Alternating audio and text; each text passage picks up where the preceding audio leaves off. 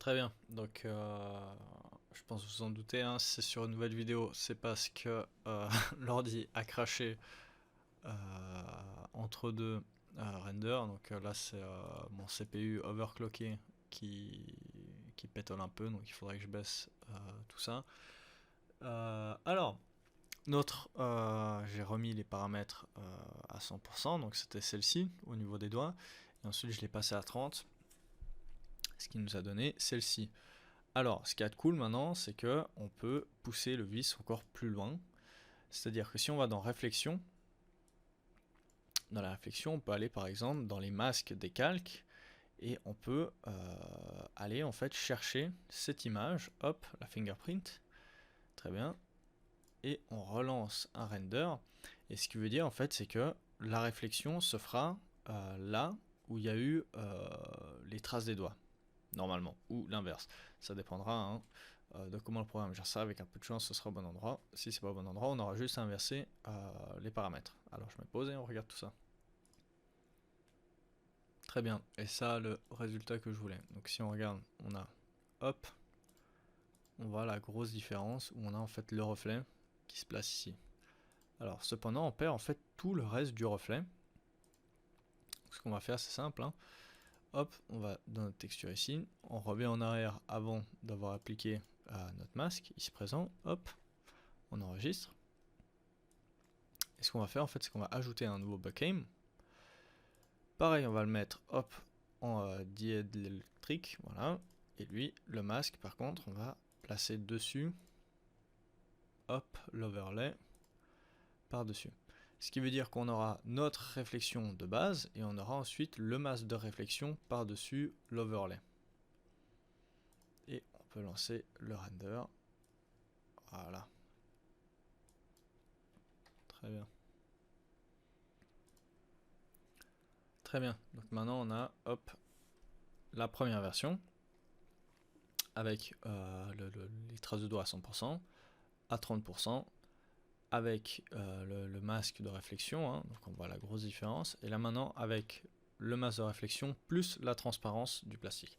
Et à partir de là, personnellement, je suis convaincu de notre texture. Alors, très bien. On peut enregistrer tout ça. Alors, à la base, je m'étais dit, bon, bah, pour le tuto, on s'en fout un peu, on fait un bloc, un bloc rectangulaire et puis le robot il traînera son truc lamentablement. Et puis au final, là, je dois avouer que je me suis enflammé sur ce beurre, mais je suis plutôt content du résultat. Enfin, hop, si on regarde, on a fait quelque chose en 1 heure, bon, c'est du beurre quoi, mais en 1 heure, on a pu avoir un résultat plutôt sympa. Et je suis assez content qu'on soit y arrivé là. Alors, ce qu'on va faire, c'est que on va replacer notre caméra comme elle était à la base. Je vais enlever notre ancien sol. Hop, donc le sol, celui-ci. Je vais réactiver notre premier sol. Tac, nos paramètres de render de base, l'arrière-plan. Hop, notre beurre, je vais le mettre au bon endroit. Et je vais faire comme tout à l'heure, 3 renders 4K, hein. Un avec les paramètres de base, standard de rendu. Un avec le rendu physique, occlusion ambiante et illumination globale. Et un avec illumination, enfin les rendus physiques qu'on va utiliser, mais avec des simples textures grises par-dessus, genre les textures de base C4D. Et comme ça, en fait, on pourra vraiment voir la différence de quoi on est parti et à quoi on est arrivé. Donc voilà, je vais mettre pause et on se retrouve tout à l'heure. Ok, alors on se retrouve après ces 3, 4, 5 minutes de render. Donc, pour faire simple, on a ces 3 éléments, ces 3 objets, donc la plaquette, on va dire, enfin la plaquette de beurre, le plateau et la pyramide de beurre, qui sont là actuellement en gris. Donc ça veut dire que c'est une texture gris bateau, la texture de base de Cinema 4D. Au rendu standard. ou physique, je sais plus. En rendu physique, non, rendu physique. Ensuite, on a les textures de base, enfin les textures qu'on a créées avec le rendu de base en standard.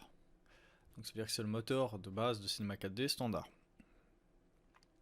Et ensuite, on a nos textures avec le rendu physique, occlusion ambiante, illumination globale. Et on voit qu'il y a vraiment une... enfin, ça c'était avant et ça c'est après. Donc on voit vraiment la grosse différence entre nos 3 étapes de production. Très bien. Ensuite, le pourquoi du comment, je ne sais pas pourquoi, j'ai une ligne en fait ici qui s'est dessinée quand j'active l'illumination globale et l'occlusion ambiante, cette ligne qui fait un espèce de triangle ici, qui en fait ne me dérange pas du tout. Donc on va voir si pour le rendu final elle sera encore là. Si elle est toujours là, j'essaierai de comprendre pourquoi. Et si je comprends pas, dans l'idée elle me dérange pas, donc c'est pas grave. Donc voilà, on en est à ça. Donc on a fini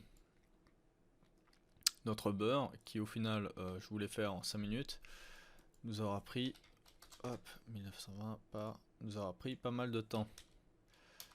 1080, très bien. Alors on va s'arrêter là pour le moment. C'était une toute petite vidéo hein, là, vu que enfin je voulais la placer dans l'autre. Peut-être même qu'elle sera en une vidéo, enfin à voir, bref, on s'en fiche.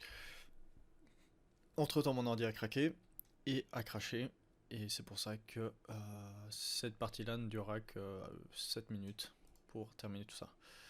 Hop, je le replace juste à un endroit qui m'intéresse. J'enregistre et je vous dis à tout à l'heure.